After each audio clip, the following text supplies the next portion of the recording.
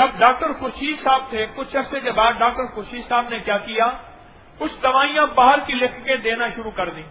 اب خود نہیں بنا سکتے تھے، ادھر سے مکسچر ملایا، پہلے ادھر سے ملاتے تھے، ادھر سے ملاتے تھے، ایک بوتل بنا کے دیتے تھے.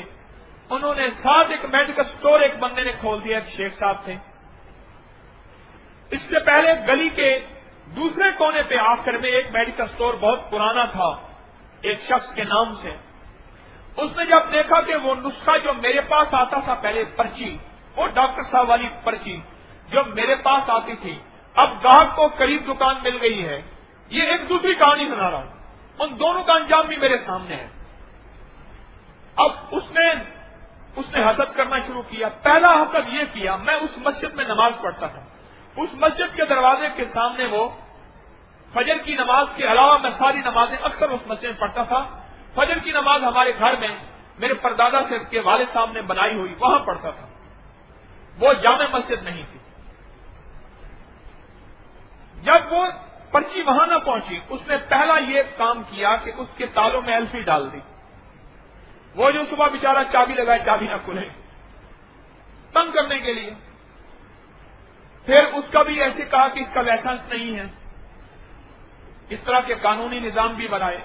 ایک دفعہ اور کیا، اس کی دکان پہ فاسفورس کے ذریعے پتہ نہیں کس ذریعے آگ لگا دی. آدھی دکان جل گئی. اس کے خلاف بولا تو وہ لڑنے مرنے پہ آ گیا، بہت سارے بدماش لاٹھیاں لے کے آ گیا، اور بلکہ یہ کہا کہ اس کے شیشے اور توڑ دیے، جو بچہ تھا وہ بھی پورا کر دیا. میں ایک دفعہ مسجد میں بیٹھا تھا، وہ شیخ صاحب میرے پاس آئے بڑے پریشان. اس کا نام لے کے کہنے لگے جینا حرام کر دیا ہے، میرا جی چاہتا ہے میڈیکل سٹور میں ایسے یہیں چھوڑ کے چلا جاؤں، لیکن میں نہیں چھوڑوں گا، اور میں اس کا مقابلہ تو نہیں کروں گا، لیکن میرا نظام چلتا رہے گا. میں نے اس کو ایک بات کہی، میں نے کہا درگزر کر اس کے حق میں دعا کر، تجھے میں ایک عمل بتاتا ہوں، یہ پڑھ سارا دن، انشاءاللہ اللہ تیری حفاظت فرمائے گا.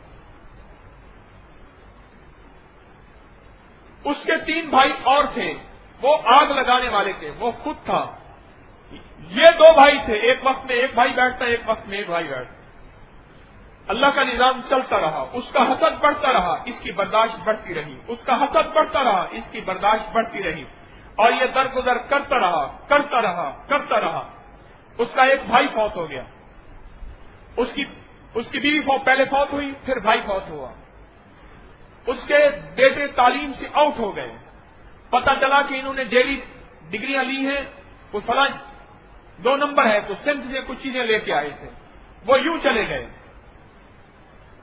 بیٹی کو طلاق ہو گئی، ایک بیٹی نفسیاتی کیس میں چلی گئی.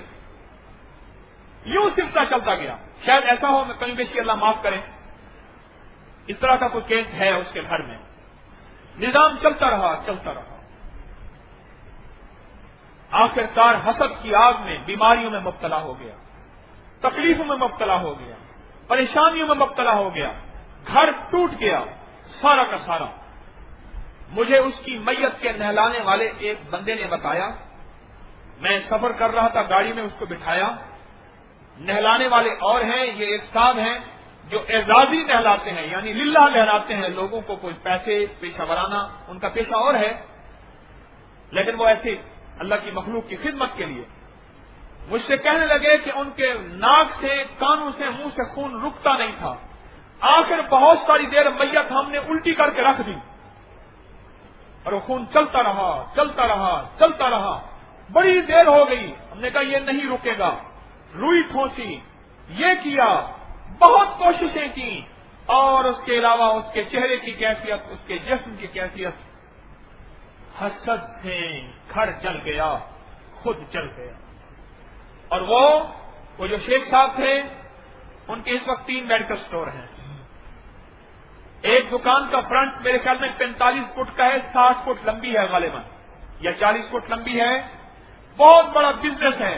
ایک دفعہ آ رہے تھے، میں نے کہا شیخ صاحب کیا حال ہے؟ میں نے کہا ابھی تو الفی نہیں گئی، چہکا لگایا. میں نے کہا ابھی تو کسی نے تالوں میں الفی نہیں ڈالی. کہنے لگا آپ کا وظیفہ بڑا کام کا تھا اور صبر بڑے کام کا تھا. میں نے کہا اپنے والد کی طرح ہو رہے، بس صرف لاٹھی باقی ہے. بعض اوقات بعض بندے بڑھاپے میں عمر کے ڈھلتے ہی اپنے والد کی شکل میں ہو جاتے ہیں. میں نے کہا آپ کے والد صاحب کی لاٹھی ہوتی تھی، آپ کی لاٹھی نہیں ہے، اور وہ مالدار آدمی ہیں. ہم خیال کریں، میں بھی آپ بھی اپنی زندگی کے دن سنوار رہے، اپنی زندگی کی گاڑی کھینچ رہے. یہ چیز اندر سے ایسے پیدا ہو جاتی ہے، ورنہ ہم معاشرے کے پرامن شہری